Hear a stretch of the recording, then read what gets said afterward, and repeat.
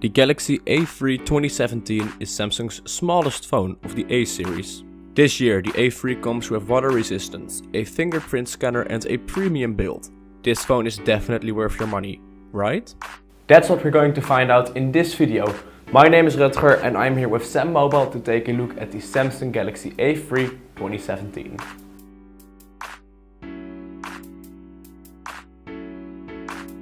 Let's start off with the new design. It looks beautiful and feels well engineered.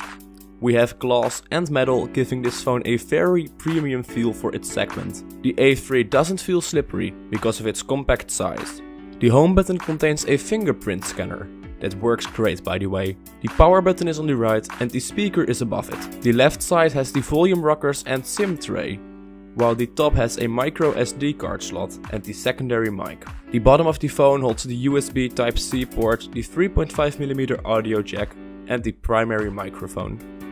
The A3 2017 has a 4.7-inch Super AMOLED HD display with a pixel density of around 312 pixels per inch. Because this screen is quite small, the resolution is sharp enough, even while this phone is using Samsung's Diamond Pentile pixel arrangement. Viewing angles and outdoor readability are both good enough.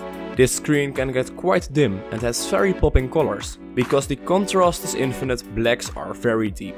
I personally noticed that this display is rather blue. You can fix this by changing the display mode to basic, although that also takes away some of the vividness of this screen. The cameras on the phone aren't as good as I hoped them to be. The rear camera is a 13 megapixel unit with an f1.9 aperture and no optical image stabilization. This camera can crank out decent detail in daytime, but image quality becomes a mess when there isn't enough light. In natural light, the photos have good dynamic range, even though colors miss out slightly on accuracy. Videos also have lots of detail with enough light and colors look quite accurate. The lack of OIS means that videos turn out to be shaky. The performance of this 8 megapixel selfie camera is rather good. It has the habit of blurring out the image, but otherwise it does take pretty decent photos. The images aren't very sharp, but there's plenty of detail with good color accuracy and not a lot of noise. In fact, the detail captured by the A3's front camera is pretty much the same as the 16 megapixel front camera on the A5 and A7, so we can give it high marks for the overall performance. The Galaxy A3 2017 runs on Android 6.0.1 Marshmallow out of the box with Samsung's new user interface. I still think that Samsung should have released the A series with Android Nougat out of the box. This software still brings some handy elements, like the always-on display, a blue light filter for at night and secure folders, powered by Samsung Knox. The Galaxy A3 is powered by the Exynos 7870 chipset, featuring a clock speed of 1.6 GHz. There's 2 GB of RAM and a Mali T380 MP2 GPU accompanying the processor. And for most intents purposes, the A3 does a fine job at keeping up with regular usage. It's only when playing high-end games or installing apps that the A3 shows its lack of power.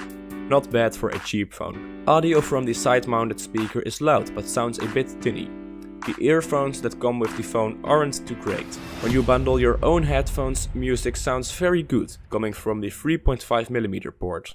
The 2350 mAh battery inside the A3 might seem tiny, but it is plenty large. The Galaxy A3 2017 has excellent battery life and I consistently came through a day of very heavy usage.